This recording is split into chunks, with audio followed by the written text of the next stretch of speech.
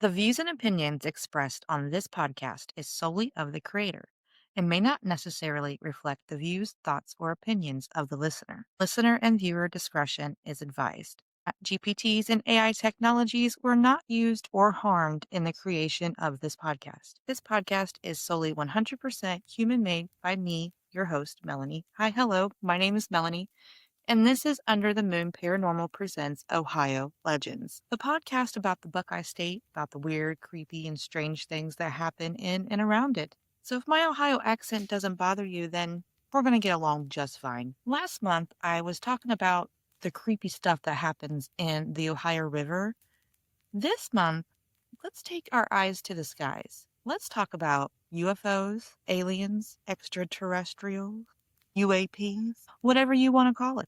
Let's kick off the spooky season right, and let's talk about the strange things that flies over the Ohio skies. Before we get into that, this month's episode is brought to you by September full moon, also called the corn moon. This month, the moon is an eclipse, so it's called the corn blood moon. Let's talk a little bit about that, shall we? So this is under the sign of Pisces. Spiritually, this moon is about the release and reflection and reconnecting to your inner wisdom. It invites you to slow down and surrender to the change of the seasons, the transition from summer to fall, because it's the end of summer, but it's before the fall equinox. So because this equinox falls later in this month, this full moon is considered the corn moon, not the harvest moon. The harvest moon will come next. So the corn moon is a time to gather the final harvests of summer, and it's not just physically, but also emotionally and spiritually. It's about pausing to reflect on what you've known and grown to love for the summer,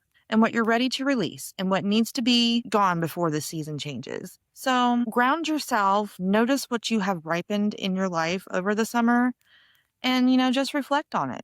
Have gratitude. Lots of gratitude comes with this full moon. Not only gratitude, but reflection, surrender, forgiveness, completion, introspection, wisdom, and stillness. So that is your full moon report for September of 2025. So before we get down to the weird stuff about what has been seen in the Ohio skies and what is still being seen in the Ohio skies, let's talk about a little bit of facts about, we have a lot of Air Force bases. We have 22 Air Force bases ranging from operational hubs like Wright Patterson Air Force Base or the Air National Guard Reserve units across the state.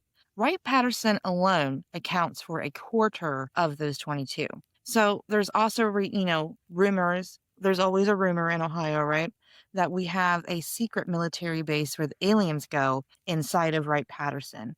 And that is Hangar 18. So we're talking a little bit about some facts here before we get into the history. So I'm doing a little bit backwards this time, but it's spooky season, so why not? So Project Blue Book, the U.S. Air Force investigation into UFOs, started in 1952 to 1969, was headquartered at Wright Patterson Air Force Base in Ohio. So it's no surprise that Ohio has a significant number of entries in this archive of Project Blue Book. So the total records nationwide, are over 12,000 sightings were documented. And of these, 101 remain unidentified. So while the exact number of Ohio-based sightings isn't listed in the official summary, the records are organized chronologically by location. And Ohio appears frequently due to the Air Force Base proximity and the volume of reports from the region. The National Archives provides access to these records, 94 rolls of microfilm,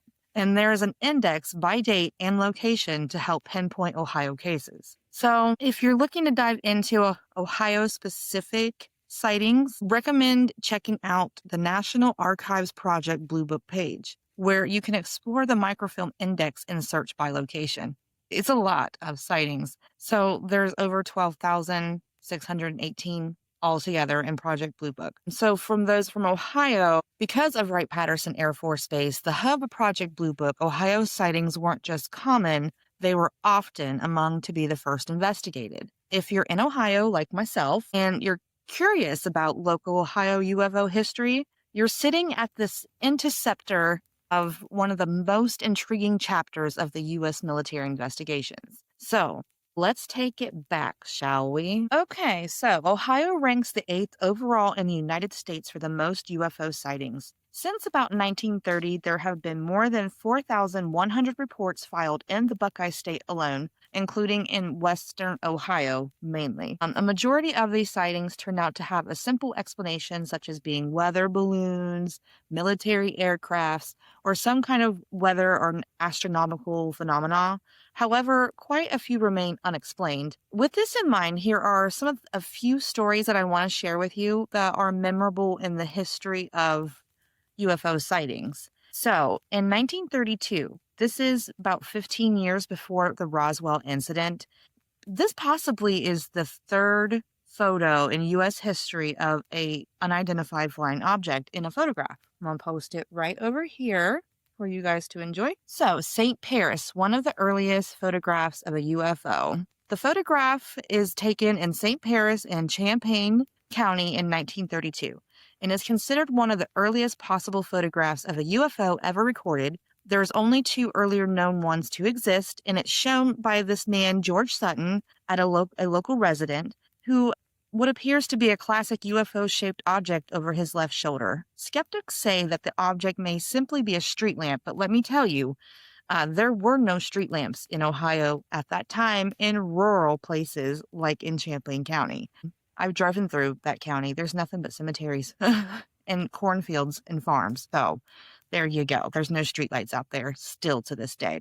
The photo is also intriguing because it predates the flying saucer craze of the 1940s and 50s. It was taken before the Roswell crash in 1947 and 6 years prior to the broadcast of the War of the Worlds in 1938. So some people believe the aliens were attacking the Earth. In other words, the person who took this photograph either captured a street lamp, a UFO, or it's way ahead of the curve in terms of pulling a good hoax, in my opinion. So there was that one. So a little bit more about the photo here. After Roswell, a string of photographs that look very similar to this one in St. Paris began to appear in newspapers and tabloids across the United States. Most of them turned out to be hoaxes that involved common household items such as lamps and hubcaps being thrown in the air, tinfoil covered frisbees, that kind of thing. From a skeptical point of view, though, the owners of the St. Paris photograph didn't make it known until after the saucer craze began. They had just not noticed the strange object in the picture before. That's a good question. Or did they see a chance to pull on a good hoax by this photo? Also, you have to wonder why the photographer focused the camera in the middle of the picture or the road and not on Mr. Sutton in his car. So there's questions. This one's still a little bit unsolved. So let me know what you think in the comments about this early photo in 1930s of a possible UFO in Ohio. So we all know Ohio has been a long hotbed for UFO sightings, with reports spanning decades and captivating both the public and UFO researchers alike. From mysterious lights in the sky to encounters with unidentified flying objects, the Buckeye State has its fair share of unexplained phenomena. Definitely does. So in 1947, so we're going from a photo, we're going to do a little timeline here, okay? In 1947, Kenneth Arnold and the Ohio Connection.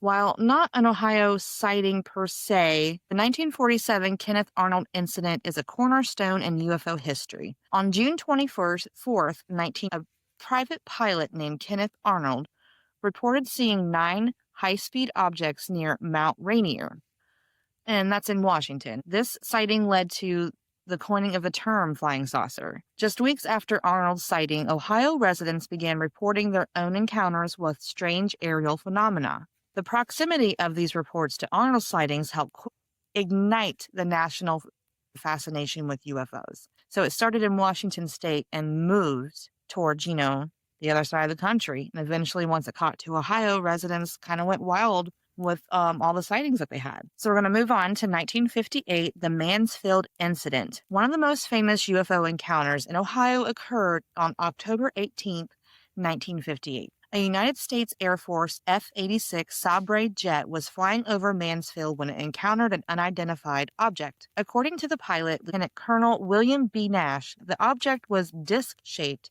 and emitting a bright white light. Despite attempting to intercept the object, it quickly ascended and disappeared from sight. This incident remains one of the most credible military UFO encounters in Ohio history. So we're going to move on to 1973. On October 18th, 1973, near Mansfield, the helicopter piloted by Captain Lawrence J. Coyne and his crew experienced a harrowing encounter with a UFO. As they were flying, a bright red light rapidly approached their helicopter, causing Coyne to take evasive action. The UFO stopped and hovered directly above the helicopter, leaving it in a green, mysterious light.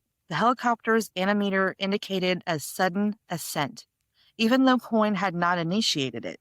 After a few moments, the UFO sped away, leaving the crew shaken but not unharmed. This incident was well documented and remains one of the most compelling UFO encounter involving military personnel. So going back a little bit to 1966, in the early hours of April 17th, 1966, Deputy Sheriff Dale Spar and his partner Wilbur Barney Neff were on patrol in Portridge County when they encountered a large, brightly lit UFO. The object was hovering low over the trees and then began to move. The deputies gave chase, following the UFO for nearly 86 miles across the state lines and into Pennsylvania. The chase lasted for over an hour, with speeds reaching over 100 miles per hour. Eventually, the object ascended rapidly and then disappeared. This incident gained national attention and was given a depicted article in the 1975 movie called The UFO Incident. So let me know in the comments if your parents remember the UFO incident that was a chase in Ohio that ended in Pennsylvania. I'll put a little article right here for that. Let you guys check that out. And yeah, I'll post links too. Links are always in the description of every episode. Okay, so here we go.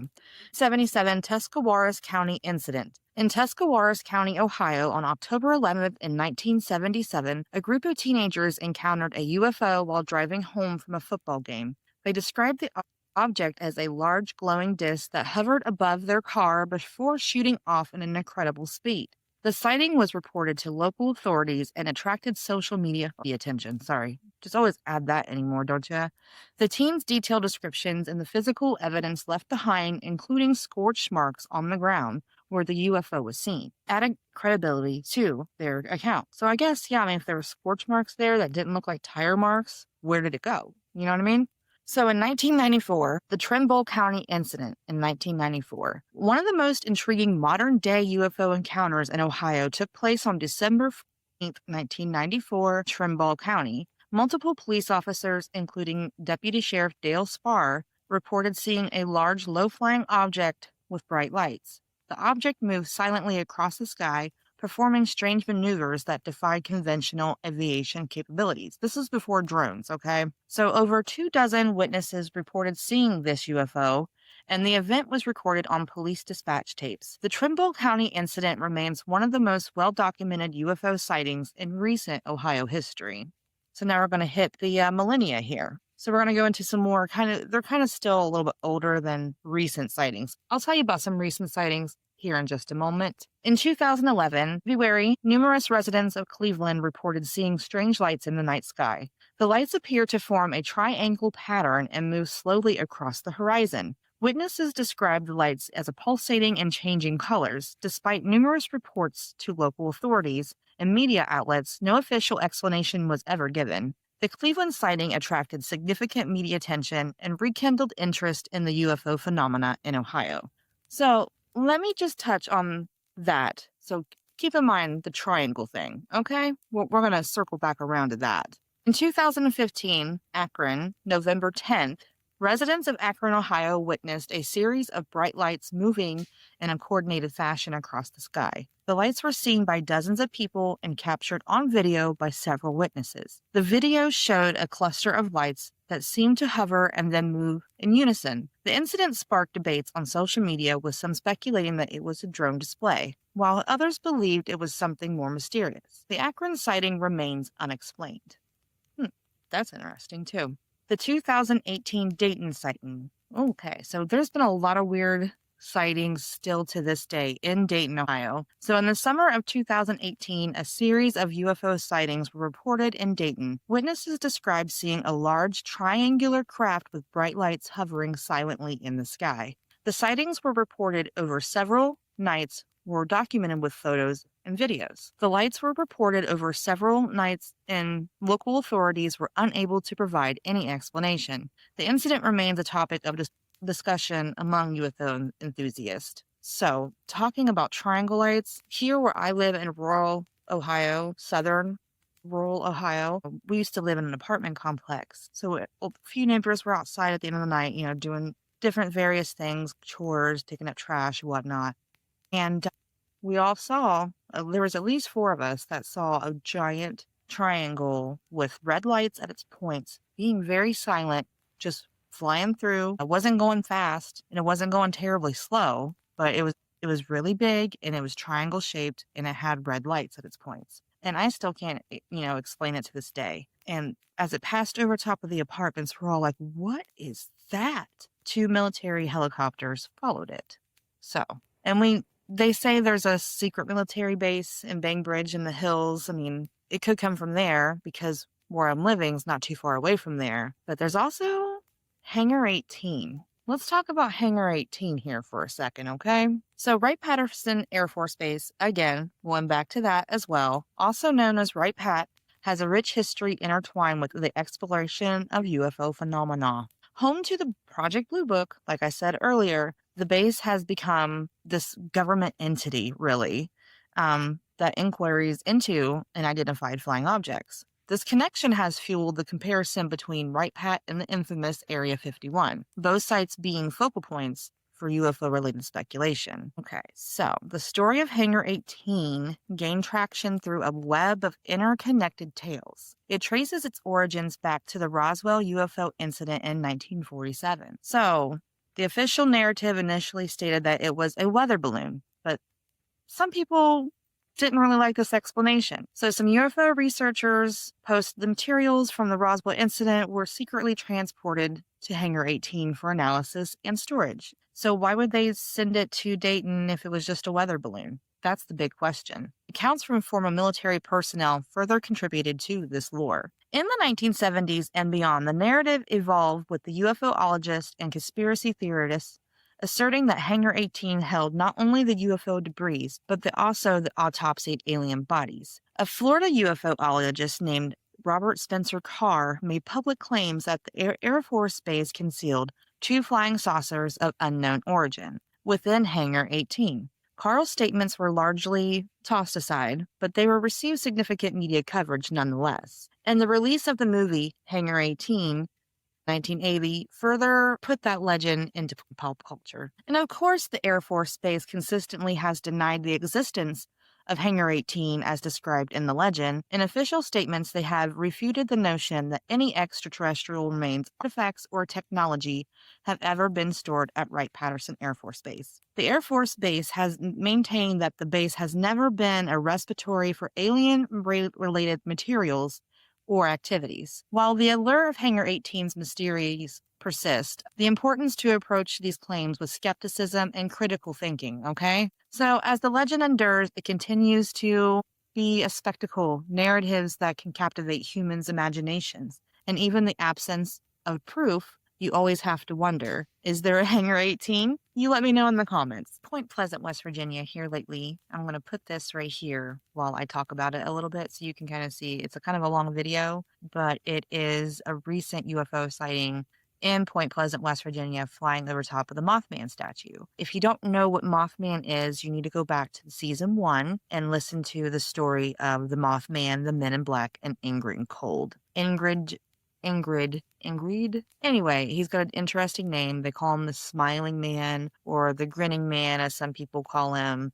But yeah, his spaceship is described as what this is being shown. So as you can see, it kind of looks like a lantern shape. So I'm going to kind of refresh you guys on Ingrid Cold while this video plays. So a salesman named Woodrow Derenberger was driving home from Mineral Wells, West Virginia, from Marietta, Ohio, from West Virginia to Marietta, Ohio. He was driving home. He's a little salesman. It was November 2nd, 1966. It was a long day. It was by 7 o'clock. He was driving along a hill just outside Parkinsburg on Interstate 77 and was driving home. On this wet, cold evening, the last thing he wanted was to have to stop on the side of the road and replace a sewing machine that became dislodged from the vehicle. So the sewing machine became dislodged, so he had to pull over.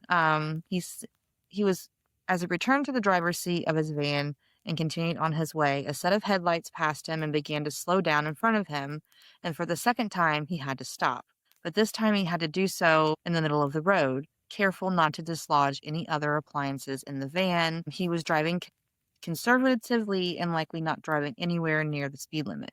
Despite this, his first thought centered on the patrol car, and maybe the cop was thinking he was drunk. So whatever it was shaped like an old-fashioned kerosene lamp with a bulge and flared edges. So this little video, like if you could see it, you can zoom in if you have to, if you can, screenshot it, zoom in, or find it on Facebook because the Mothman Museum posted this video. So anyway, so that's what it looked like, a lantern. So the door slid open of this vehicle that was in the middle of the road and a man exited. And according to Derringer, this man was an average in any way. He had a deep, dark tan. Like he almost looked like, I kind of picture him like Walter Goggins as Baby Billy from The Righteous Gemstones. That's kind of how I picture Ingrid Cold. Okay, so the man had a deep tan, a nice big grin, and he had this striking appearance about him. And he exited and he went towards the man, Derringer. And beneath, he wore this metallic looking, shiny green, I don't know, suit. So Ingrid Cold, he talked to this man's psychopath, like telepathically through his mind, and promised this man things, assuring him that he came from a less powerful place in the United States, and he was very reassuring and admitted that he was flesh and blood, just like Woodrow, and in no way spectacular. So he encouraged Woodrow to report the encounter to the authorities, and before his return to his vehicle, Ingrid revealed that this would be just the first of several meetings that these two would have. So he met with Derringer several times, and if you ever go to the Mothman Museum, they have the interview with this man talking about Ingrid Cold. So Derringer revealed that his friends came from the planet called Lanos, and during one visit, he allowed to take a trip there. Woodrow sought out a renowned UFO investigator named John Keel, who happened to write the book about Mothman. So that's how that's connected with Mothman. Reports events in great detail. During Keel's investigations of this man's encounters, he often received mysterious phone calls from someone calling himself Ingrid Cold. This was nothing new for him, of course, but he did mention the person's not person.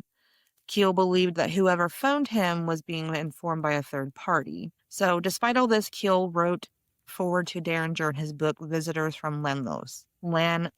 I think that's how it's pronounced. I'm not sure. So that's the story of Ingrid Cold. If you want a more detailed encounter with Ingrid Cold, go back and listen to the Mothman episode, because I have this theory that maybe Mothman and Ingrid Cold are connected because they were around the same time as when the sightings happened of them both. So maybe this UFO sighting here in this video is Mothman and Ingrid Cold returning to, who knows, save us all. So this month there's no listener submitted story, although I do have some that are submitted. I'm going to save them for next month's episode for the Halloween extravaganza listener submitted stories episode. So if you like hearing me tell your stories on this podcast with the fire crackling in the background and the spooky ambiance, that episode, while I read your stories, I'm going to have some paranormal equipment in the background, because as you can see, we are in the new studio. So if you like the new studio, tell me what you think in the comments. And if you want to submit your own story for the Halloween listener extravaganza, there is still time. You have exactly 1 month until the next full moon, and you can submit your stories here at underthemoonparapod@gmail.com, and I will read your spooky story on the show. So, hey, thanks for listening, and always remember to stay spooky.